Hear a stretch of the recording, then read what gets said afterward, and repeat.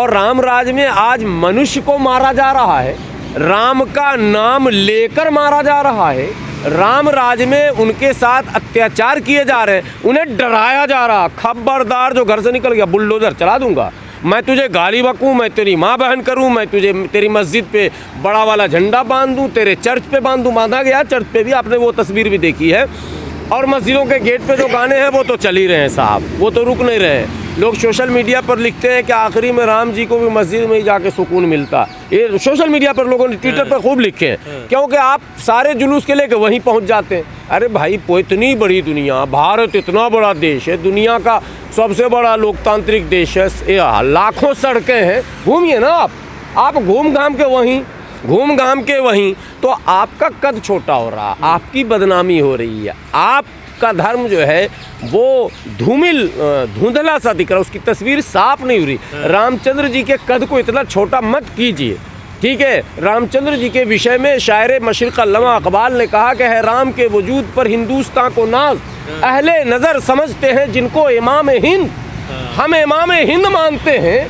और आप उनको माने इस तरह से प्रस्तुत करते हैं कि हिंदुस्तान का मतलब उसका नाम लेना और किसी पर हमला कर देना, नाम लेना और किसी के घर में घुस जाना, नाम लेना और माँ बहन की गाली दे देना, नाम लेना, यानी कि नॉन मुस्लिम, भारत का मुसलमान, भारत का ईसाई, भारत का आदिवासी, भारत का सिख या दूसरा तबका अगर कोई ज़ोर से बोलते जय श्री राम, हमें सुकून होना चाहिए कि कोई राम भक्त है हमारे पास, ये राम जी के पद चिन्हों पर चलेगा तो हमें ये हमारी मदद कर देगा, ये पथ माने प्रदर्शक होगा, ये रास्ता दिखाने वाला होगा, ये अच्छा व्यक्ति होगा। लेकिन यकीन जानिए भारत में जो माइंडसेट है, अगर कहीं से ज़ोर से आवाज़ आ गई जय श्री राम तो आदमी कहता जल्दी छोड़ो काम और जल्दी से यहाँ से भागो, निकलो, कहीं आ गया। कौन आ गया आप समझ लो, सब बात बताने की ज़रूरत नहीं। और यही इस देश में हो रहा है।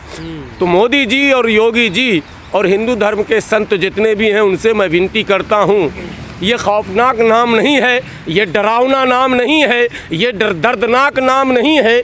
ये नाम अगर आपने कहा है कि चेतना है, जागृति है, मैंने क्या क्या जो शब्द आपने इस्तेमाल किए वो तो व्यवहार में दिखना चाहिए, धरातल पर दिखना चाहिए। यदि नहीं दिखा तो इसका मतलब है कि आपकी कथनी और करनी में अंतर है और आपको इसका खामियाजा स्वयं भुगतना पड़ेगा। स्वयं आपके लोग भागेंगे, पहले भी भागे थे, हम लोग भागे हुए में से हैं भाई, भागे हुए में से मतलब सब कन्वर्टेड हैं, कोई विदेशी थोड़ो न है। अच्छा। लोग कहते हैं मुगल के वंशज तो योगी जी हो भी सकते हैं, हम नहीं हो सकते हैं। योगी जी इसलिए हो सकते हैं कि बाबर से लेकर, अकबर से लेकर और शाहजहां से लेकर औरंगजेब तक सैकड़ों शादियां जो हुई हैं मुग़लों की, वो राजपूतों से हुई है। इनके रिश्ते थे, बेटी रोटी का रिश्ता था, शासन प्रशासन का रिश्ता था, हमारा कोई संबंध नहीं था। मुग़लों के तमाम हरम में, मुग़लों की तमाम पत्नियों में एक भी अंसारी, मंसूरी, राय, हललखोर, चमेला, जोजा, नट, बक्को, नाई, धोबी आप दिखा दो आप, तो मैं मानूं। हम कैसे वंशज होंगे भाई? वंशज तो वो होंगे जिन्होंने शादियां की, वंशज तो वो होंगे जो उनके साथ बैठे थे। तो हम नहीं, हम मूल निवासी हैं, हम भारतवासी हैं, हम कन्वर्टेड मुस्लिम हैं। हमारे पूर्वजों को लगा कि इस धर्म में कुछ कमी है, कुछ त्रुटि है, अब लौट चलें। लोग शांति के पास, अमन के पास, प्यार के पास, दस्तरखान के पास, एक साथ बैठ के खाने वालों के पास, एक साथ नमाज पढ़ने वालों के पास चले गए और जा रहे हैं, और आज भी जा रहे हैं, और आने वाले दिनों में बढ़ेगा कन्वर्जन। मुसलमानों घबराने की तुम्हें कोई ज़रूरत नहीं है, इनको उपद्रव मचाने दो, इनको राम का नाम बदनाम करने दो, इनको ही नुकसान होना, हमें नहीं होना। हमें तो 2 4 10 लोग मरेंगे, मर ही रहे हैं, ऐसे भी मरेंगे वैसे भी मरेंगे। जब लोग धर्म से हटते हैं, धर्म के रास्ते से हटते हैं और उनके अंदर बहुसंख्यकवाद वाली जो सोच डेवलप होती है कि हम ही हैं और कोई नहीं है, मार डालेंगे, तोड़ डालेंगे, तो उनको देर सवेर वो नुकसान। देखिए, जिसका बच्चा गुंडा होगा उस परिवार की बर्बादी का मत बर्बाद हो गया ना, पूरा परिवार बर्बाद हो गया ना भाई। हम क्यों नहीं बर्बाद हुए? एक मतलब उदाहरण दे रहा हूँ, सैकड़ों नाम हैं। कहीं ना कहीं आप जब रास्ते गलत चुनोगे तो खमियाजा आप ही भुगतोगे, हम नहीं भुगतेंगे। तो ये जो राम जी के नाम पर लोग बढ़ रहे हैं जिस रास्ते पर, तो राम जी के मानने वाले ही को घाटा होना है, हमें नहीं होना है। हम क्यों परेशान हो, हमें पता है आप कितने बड़े आयोजन कर लो। योगी जी ने एक बयान दिया था, सत्ता ही धर्म होता है, टीवी चैनल पर इंटरव्यू में सच कहा योगी जी ने। हाँ, सच कहा, सत्ता ही हिंदू धर्म को बचाए हुए है, सत्ता ही बचाए हुए है, ये भी आप जान लीजिए।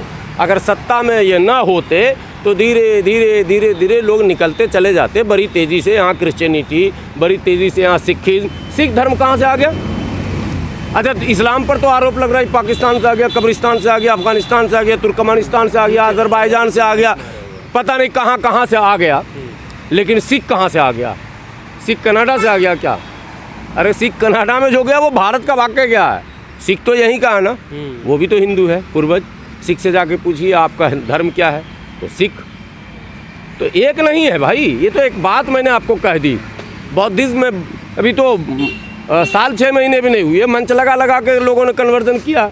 22 प्रतिज्ञाएं पढ़ी गई हैं। अभी एक मंत्री जी हैं भी कुछ देर पहले थे कार्यक्रम में, तो मंत्री जी है बेचारे जो है अपना मंत्री पद भी गंवा बैठे इसी चक्कर में। तो हो रहा है, हमें घबराने की कोई ज़रूरत नहीं है भाई। राम विचार, राम विधान, इन सब बातों का जिक्र किया है। क्या मैसेज ये देश के लोगों को जा रहा है? नहीं, विचार तो है राम, लेकिन विधान नहीं। विधान तो भारत का संविधान है, और प्रधानमंत्री जी को धर्म गुरु की तरह अपनी वाणी नहीं रखनी चाहिए। जो सनातन धर्म के धर्मगुरु हैं, जो हिंदू धर्म के धर्मगुरु हैं, उनको ये सब अधिकार प्राप्त है कि वो राम जी के विषय में उनकी विशेषताओं को आम लोगों के बीच ले जाकर रखें, कृष्ण जी की विशेषताओं को रखें और दूसरे अवतारों की विशेषताओं को वो रखें।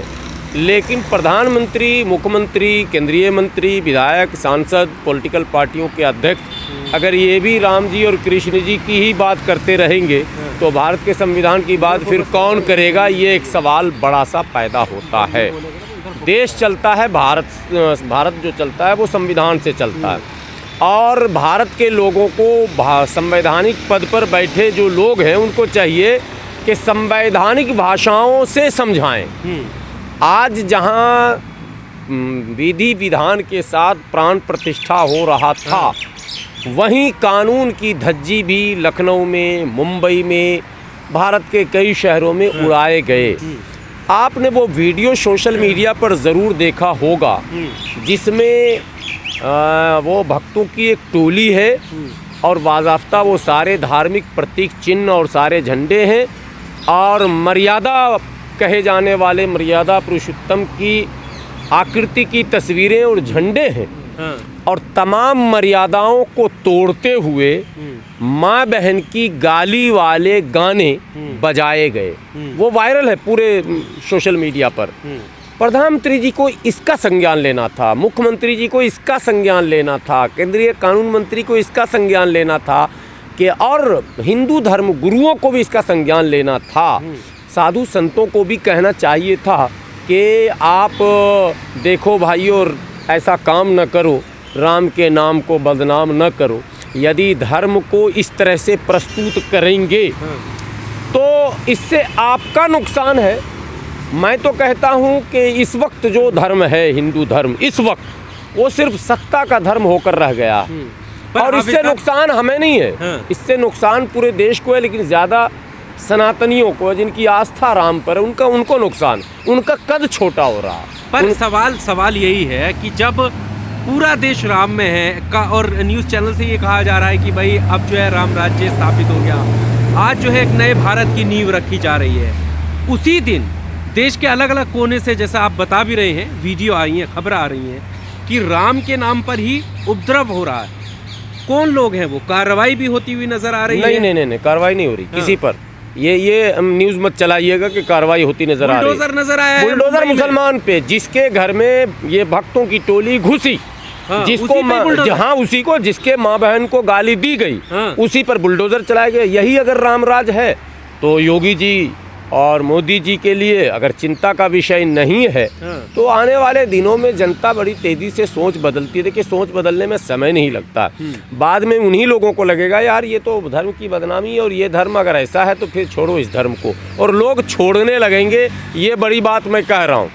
मैं कह रहा हूँ जिनकी आस्था आज राम पर है, जिस तरह से राम को प्रस्तुत किया है इन लोगों ने, आस्था लोग छोड़ने भाग लगेंगे। छोड़ देंगे, लोग छोड़ेंगे। राम पर जो आस्था है वो छोड़ देंगे। छोड़ेंगे ना। बड़ी बात आप बड़ी कह बात मैं नहीं कर रहा हूँ, मैं साधारण बात कह रहा हूँ। नेचर है, हमें बताया जाता है टीवी पर कि ये शैम्पू खरीदिए, इससे आपके बाल बड़े होंगे। हमने खरीदा और मालूम हुआ कि राम बाल कोई झड़ने लगे। product पहले नहीं सुनिए, है। पहले सुन लीजिए, पहले हाँ। उदाहरण दे रहा हूँ। हाँ। और मैंने शैम्पू खरीदा और बाल झड़ने लगे, तो हम उस शैम्पू को छोड़ेंगे कि नहीं छोड़ेंगे? पर वो आज product नहीं है, आप बताया गया कि राम वो है जो सबरी के जूठे बैर खाए थे। हाँ। राम वो है जो कुत्ते को भी न्याय मिला था। राम राज यहाँ में पर आप दिखा देता हूँ, आस्था है, आधार है, विचार है, विधान है, चेतना है, चिंतन है, प्रतिष्ठा है, प्रताप है, प्रभाव है, प्रवाह है, नीति है, नित्यता है, निरंतरता है, ये सब है। सिर्फ शब्द है। हाँ। कथनी और करनी में अंतर होता है। हाँ। यदि आप व्यवहार में वो चीज़ नहीं लाते हैं हाँ। और आप गुफ्तार में, शब्दों में, भाषणों में, तो भाषण से राम जी के पथ पे आप चल नहीं सकते। आपको उस पथ को, जो धार्मिक पुस्तक कहता है कि रामचंद्र जी के राज में, यानी राम राज में कुत्ते को भी न्याय मिला था। ये ऑन रिकॉर्ड किताब की बात बता रहा हूँ। पशु को न्याय मिला।